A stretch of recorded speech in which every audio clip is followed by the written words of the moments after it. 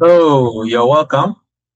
In this video, we are going to be using the XNPV function to solve this problem that we have.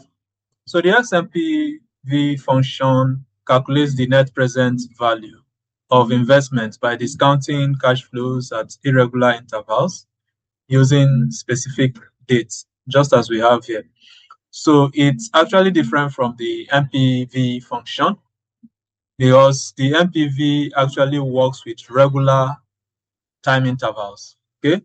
And this is not always the case. There may be a situation where we have irregular time intervals. In such situations, we would have to make use of the XNPV function. Okay, so it uses three arguments: the discount rate, a series of cash flow values. And this can be actually positive for income and negative for payments. Okay, and then the final argument is the corresponding date for each cash flows. So here we have question. The question we have here is a small business owner invested in a startup on January 10, 2020 and experienced a series of cash inflows and outflows over the years. Now the venture had unpredictable returns and the final year involved a significant reinvestment. So you have to calculate the net present value of this investment using the XNPV function, assuming a discount rate of 12% per annum. So you can see the reinvestment that was made at the end, just as is being stated here.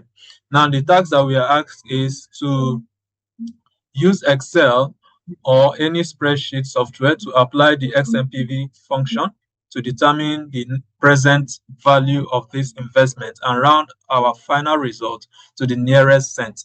Now, we are going to use it here. We just enter the XNPV here, XNPV function.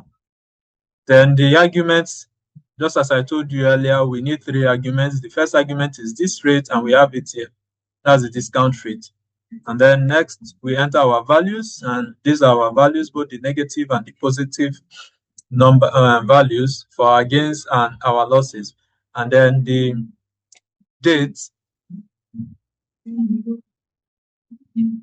So we enter.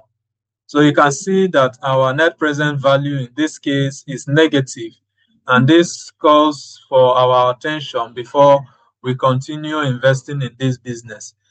Okay, and this is just it about this very video about how you can use the XNPV function to calculate your net present value, especially when you have irregularities in terms of the dates of your investment. I hope you have been able to find this video helpful. If you have, kindly like, share, and subscribe to our channel.